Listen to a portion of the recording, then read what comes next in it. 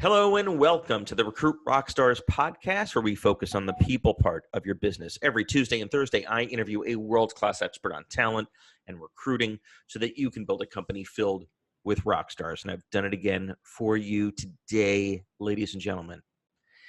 I've got a fascinating head of talent from a very fast-growing family office, kind of a venture capital, kind of a private equity model, but it's a family office. And he's VP of People Operations there, where he advises all their portfolio companies on how to get the most and build their teams. And so he's going to take us through that. His name is Josh Salyer, and Josh is the VP of People Operations at Wasson Enterprise. Wasson is a family office you've probably not heard of, but you're going to know their portfolio companies, and we'll go through that in just a moment. Prior to joining Wasson, he was at Amazon for 4 years, where he did much of the same stuff, helped advise the executives there and partner with them to build teams, to retain teams, get the most out of them. So he's seen it at the biggest companies in the world. He's seen it now at the smallest companies in the world. And so with all that, welcome to the show, Josh. How are you? I'm great. Yeah, thanks for having me. I appreciate it. Our pleasure. Thanks so much for making the time. Why don't we just start with, 30,000-foot view of Wasson Enterprise. For listeners that may not be familiar with them, tell us a bit about the scope. What's the focus of the investing? How many portfolio companies? Yeah, so Wasson Enterprise is a family office, and we partner to build sustainable, high-growth businesses that do well by doing good. Is kind of just our tagline, our motto, and that kind of keeps us pointed in the right direction. Again, so it isn't in any particular industry. It's more about where do we feel like we can add value. We want to be involved in businesses that are disruptive, but overall also, are purposeful and have a lasting impact. And our team's a bit unique, so we do have quite a bit of operational background as well. So we want to take on partnerships where we can be more hands-on and be involved. And so we started out in early 2016 with doing some angel investments, and we have about 15 companies there, just made investments in our portfolio. But then also we have a handful of what we call partnerships, where there may be investments, but we're also more involved either from a strategic standpoint or sometimes in a day-to-day responsibilities standpoint as well. Got it. Fantastic. And if listeners are wondering why the name Wasson, Wasson is the last name of the co-founding team of Wasson Enterprise. And he was the former CEO of Walgreens. Is that correct? Correct. Yes. So in 2016, we were co-founded by Greg and Kim Wasson. And, like you said, that name may be familiar to some, as Greg is the former president and CEO of Walgreens Boots Alliance, and actually had a 35-year career with Walgreens, which was went from intern to CEO. So I think wow, an awesome story there. Yeah. Fantastic. And then when he retired in 2015, his wife, Greg and Kim, they decided to start their own business and wanted to work with family, and got involved with angel investing. That's how they started. Super. Thanks for the background. So now let's get into the people part of all this. So Josh, you work with the portfolio companies. You probably take a look at some potential investments on the people side. What are some of the things that you're seeing now that you haven't seen previously? So you spent quite a bit of time at Amazon. We're in the biggest war for talent in 50 years. So how is that manifesting itself these days?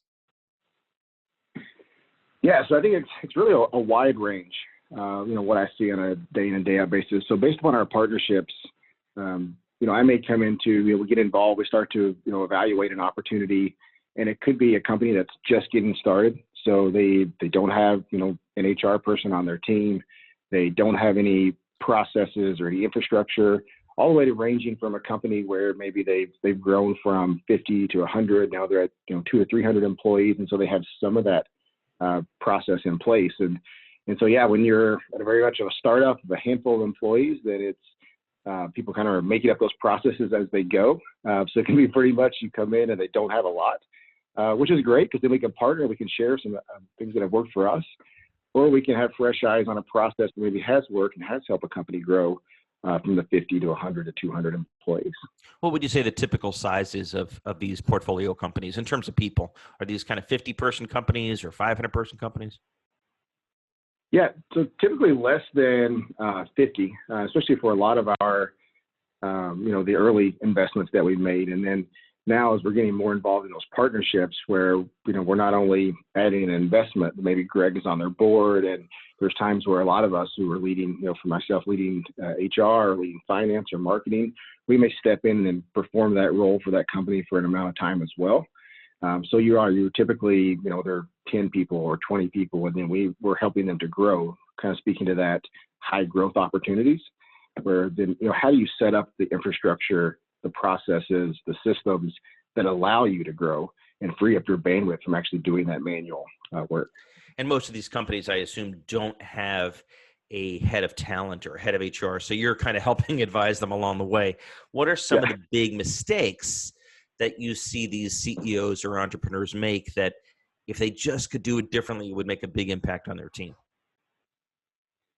Yeah, I think bringing in talent, that's one of the decisions that you make, or that's something you have to maintain a really high bar for, how you bring your team, especially when you're really small. Every single hire has a huge impact on the culture. And if you don't define your culture and you don't bring in the right people and you spend time on that, then your culture will define you as you bring people in.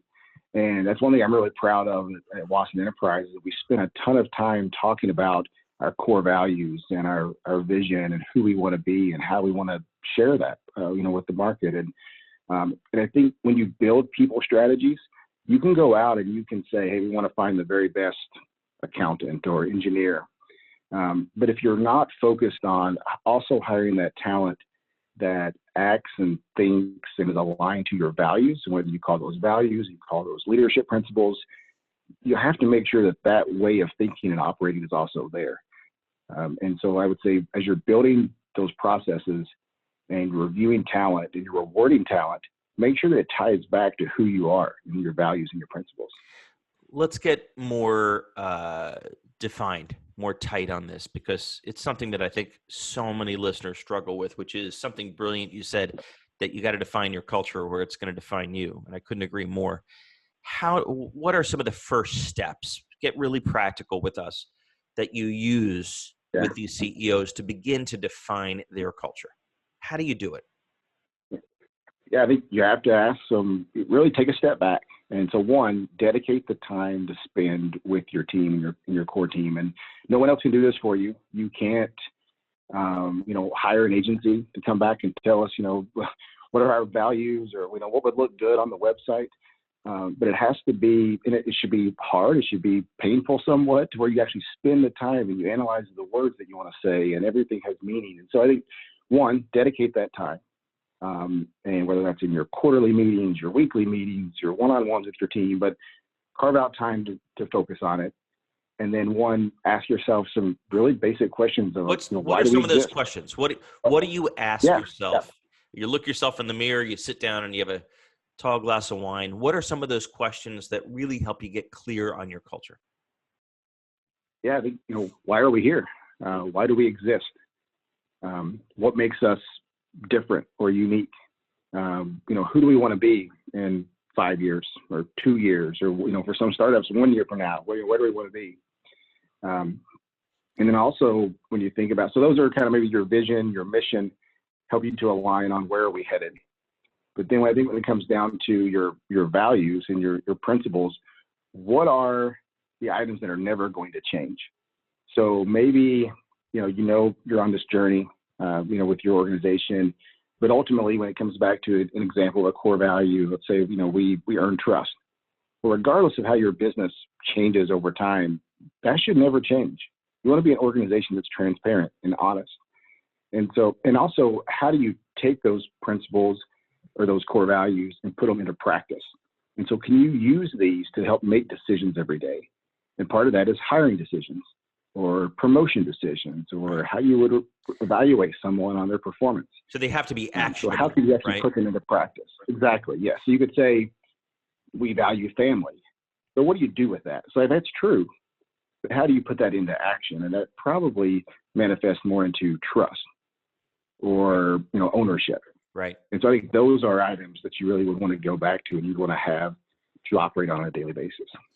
What do you do to assess candidates against those values and characteristics and DNA once you've identified them. I think most of our listeners rely on the old-fashioned interview to do that. Is that the best way to do it? And if so, what have you learned about how? I'm sure you've done thousands and thousands of interviews. Yes. Yeah. I have, done plenty of my fair share of interviews over the years. And yeah, I think it's about asking people to share experiences, successes, failures from their past. And I think anyone could talk about, here's what I would do in this situation, but it's more important to say, okay, tell me about a time when you've had, so kind of your behavioral based questions, but you reflect on when they've demonstrated those core values, those leadership principles to have success, or even sometimes you learn more by when they failed. And what did you learn from that failure? How did you prevent that failure in the future? But I think it's about asking them when they've done it, when they've exhibited that value or that leadership principle to get a desired result. So many of our listeners probably focus on the wins and the accomplishments and the achievements, and those are great. But I think you bring up a really good point, which is when you focus on someone's losses, their absolute abysmal failures, you can learn a ton about someone, including how they handle them, how they pick themselves back up, how resilient they are, which in a growth stage company is a vital characteristic. Yeah, and especially in early stage companies too, you're oftentimes not going to have all of the information that you need. And so you say, okay, if we make decisions and we have 80% of the information, then we are going to fail sometimes, and that's okay. And I'm glad to say at Wasson Enterprise and a lot of our portfolio companies, we have environments where it's okay to fail, but you have to do that. You have to be educated on that and make sure that what we would call a two-way door. So if it's a really critical decision, and I would consider hiring as a very critical decision, so oftentimes a one-way door because it's very painful to go back through it. But when it's a two-way door decision, that may determine how much information or how sure you are in making that decision. But then again, create an environment where it's okay to fail. And then what did you learn from that? And how do we not make that mistake again? And one of our partners, he'll say we want to make original mistakes. And I think that speaks to the same thing, is that it's okay to fail. We just can't repeat that. And we have to share that learning across our teams. Got it. Tell me a little about your best practice other than interviews. What are some of the best ways to assess what a candidate is really made of? Because the interview is notoriously filled with, biases and all kinds of other issues. What are some of the best practices that you've seen and that you teach your portfolio companies? Yeah, I think at the end of the day, you have to, again, make sure that the person's going to be the right fit within your organization, and they can demonstrate that they've lived those values. And so, and not only for the role that they're going to come into today for you, but then what is the next step, and how do they grow, and how do they help take your organization, beyond where they're at today? So it's overall, it's that value they're adding, and then also it's important to look at what team do you have today, and what talents do you have on your team? How does that person fit into those? So do they bring something that you don't have? And so I think that's why it's really critical too, is to not make just that decision on a one-on-one. Let's say a hiring manager makes that decision, but it's really critical that you're making hiring decisions as a team. So whether that's coming to spend time with the team in person, or whether that's having one-on-one conversations with various members of potential peer groups, or like a +1 manager, I think that's critical, because it's not just, hey, this hiring manager is bringing this person in to our team, and now we all need to work with them. But no, you were involved in the process. And you get a lot more buy-in and ownership, right, when people are involved in the process. Absolutely. So I think that's critical.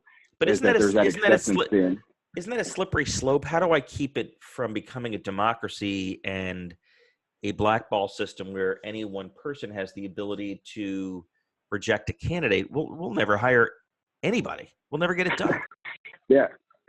So I think you have to be very clear on who the decision maker is. And so what is, a particular person's role in this interview loop or panel or whatever you call it. At Amazon, they had a process that was called a bar raiser. So the people that made the final decision was a person that was trained on establishing, here's what good looks like, where these standards were a certain level within the organization. That person and the hiring manager had final decisions and final decision making, and everyone else had input into that. Here are risk factors. You can bring this person in. You may want to develop them in this space. Where for the startup company, you may not have that level of rigor and structure. So you may say, hey, the hiring manager has the ultimate decision here, and here are all the inputs to that. So here are your pros, here are your opportunities. And I think as long as you're clear about that and you set those expectations, then that helps that conversation and that debrief, after all of the interviews and how that flows. I got this sense from reading about this bar raiser concept at Amazon that it's a brilliant concept. How on a smaller scale basis can we implement something like that into our business? Yeah, so I think it's being very clear on expectations and having that high bar for talent. And so part of that philosophy is every time you make a hire, it should be better than the previous hires. And so you continually make your team stronger. So I would say at a minimum of these smaller organizations, you should say, I'm going to hire someone that is better than me at something or better than my team at something. So I kind of speaking to what I talked about of rounding out your team.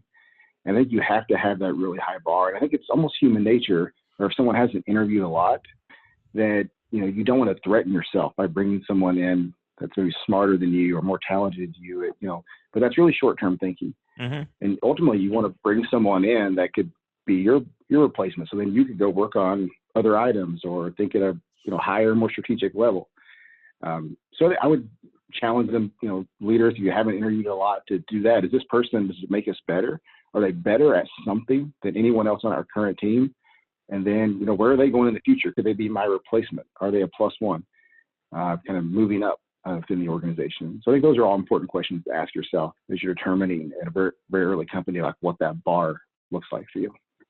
Let's shift just for these last couple minutes to a question I'd love to ask, which is the story around the biggest hiring mistake you ever made or were involved in. You don't have to name names, of course, but give the listener a sense of what happened and how bad it was. And also, is there anything that you might have identified ahead of time that you missed that could have avoided that problem?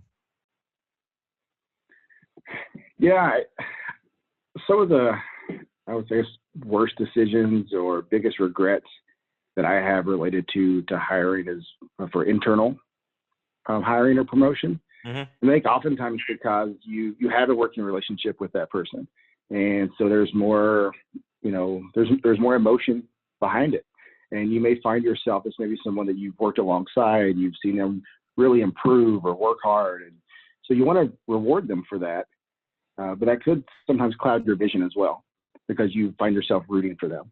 And so I would say the same thing internally is that when you're moving someone into a new role, to look across that peer group. And I know that peer group can be small for startups, but how do they compare and how do you expect them to grow, within that same level? So I think that's important to be able to remove that, maybe some of that bias you have because you've worked alongside someone.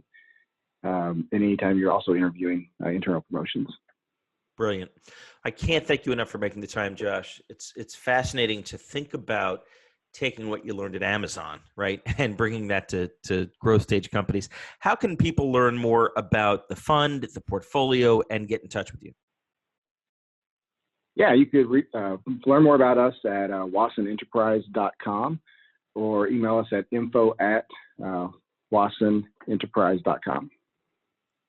Thanks so much, Josh. Okay, thank you.